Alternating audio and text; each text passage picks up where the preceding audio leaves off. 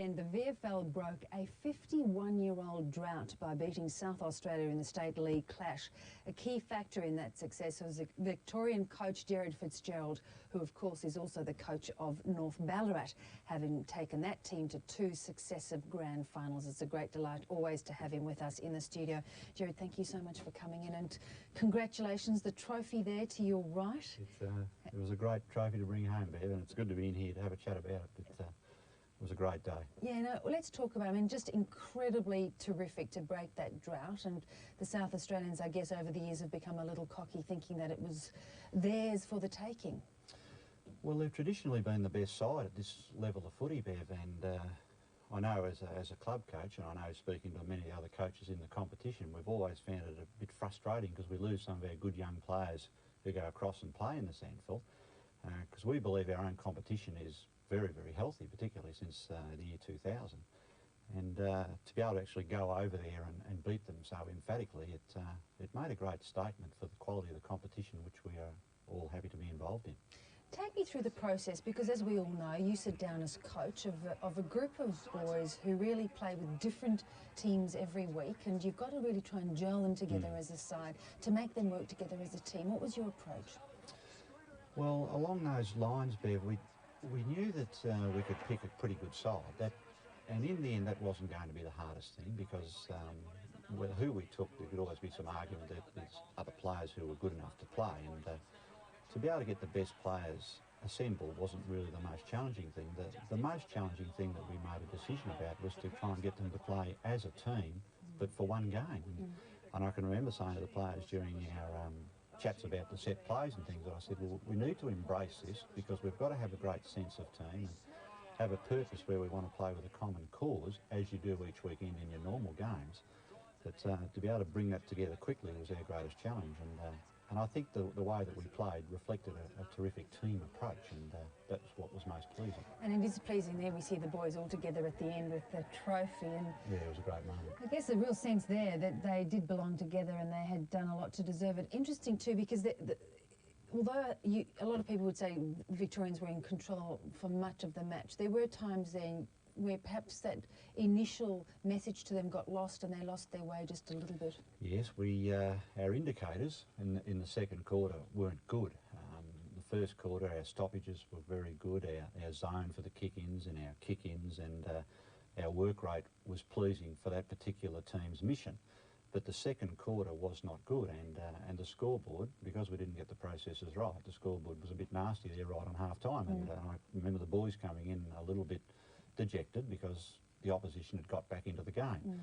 But it was just terrific to see the team go back to what they understood as being the important guidelines. And once we reminded them of that, we saw an absolutely magnificent third quarter. And again, it was just good to see them go about it as a team, because they realised that together they could achieve great things. The other thing that was pleasing, Bev, was that they set a mission that they wanted the year 2002 Victorian side to be remembered as a very, very good side. And that was pleasing, because the word team came through all the time, and they will be remembered as a very good side. Certainly for breaking that drought. It's remarkable to think. To break it so emphatically. Emphatically is absolutely right. But I would also say, though, Gerald, it seems to reflect the depth of talent that we now have in the VFL. Yeah, and of course, you made that point about 2000 when we started becoming more affiliated with the AFL. Has that really given you so much choice when you look at choosing a team? Yes, I know some people were a bit surprised at who didn't play, but there was a lot of players who played in the competition who were disqualified because they're either on a league list or rookies who had just played league football or for a number of reasons. So, but I kept saying to people that players who are playing well now in the VFL are playing in a high-quality competition. So to be playing well in that competition must mean that they were particularly good players anyway. So therefore, the players that we had access to were still very, very talented players, and that was reflected in the dominance. So we had nearly 350 or 60 possessions for the game, and the inside, the 50s were very, very high, and the quality of the football that they presented was very pleasing and very reflective, Bev, of the quality of the competition. It is now an outstanding state league, this one here. Yes. And it was just great to see so much pride in the people that work so hard to make it a good competition. It was great to see such pride and emotion, Bev. I heard you, Ken Gannon, was he crying? Is that too? Was he shedding a few tears? Ken was emotional. He was very happy with the direction of Victorian footy. And, yeah. Which is good to hear. Which brings us to talk a bit about North Ballarat. You're sitting down the bottom end of the ladder, which wouldn't necessarily make you happy because you've gone to 2 successive grand finals, as I mentioned at the start. It is tough, though, for your teams, your standalone, non-aligned teams, to really play at that level, as it has shifted so significantly into another gear. Yeah, it has, Bev, and Mark Williams, who I hold in high regard, worked very closely with me and others in this campaign. He's doing a good job at the moment with the Bull Ants, and we discussed some of those things while we're over there. And I know the VFL is concerned about the direction of the standalone clubs, and I think we all want to see some sort of a good mixture of clubs in the VFL, but it is very challenging at the moment, and we've recently met as a club to look at the ways that we can still continue to do well in the competition, but it is getting harder, and particularly as a standalone club in the country, it's getting harder, but there are some great advantages for us, and we've just got to probably take a longer term view at times as well, Bev. Because you want to keep your identity. You've built a terrific club. There's no question about that. It's got a really good reputation, as you say, in the region, and you don't want to lose that identity, obviously. No, that's something which I know the aligned clubs are very protective about. They still want to have a very good VFL club, and obviously they want to have an enhanced club because of an alignment with the AFL club. And when good people get together and 2 good clubs get together, I'm sure you can have good outcomes, and that's why a quality club like my own at North Ballarat would never say no to it. It'd keep always an ear to the future and what's best for the club. We might go back out to Skilled Stadium and invite the boys to join us in this discussion, because Mr Cleary, not always glowing in his praise, was certainly glowing in his praise for Gerald's performance. And Phil, it really was he's a humble man, but he really pulled that side together extremely well.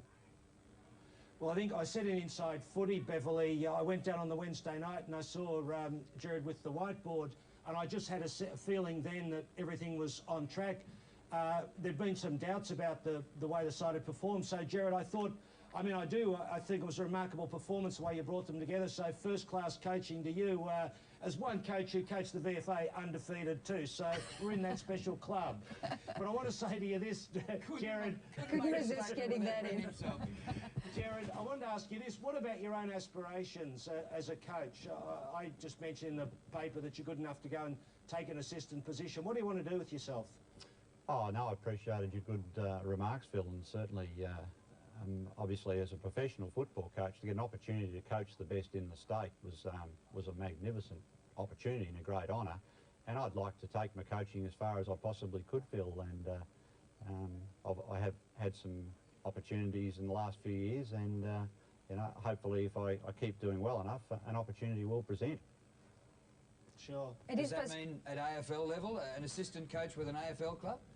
Yeah, Drew, I suppose I've been out of football far too long now to try and get the types of jobs that are going around for the players who are just recently out of the game, but hopefully there's a club that could perhaps see an advantage in someone like my style of coaching at somewhere in an AFL system, because obviously you've got to try and get into that system to try and move on.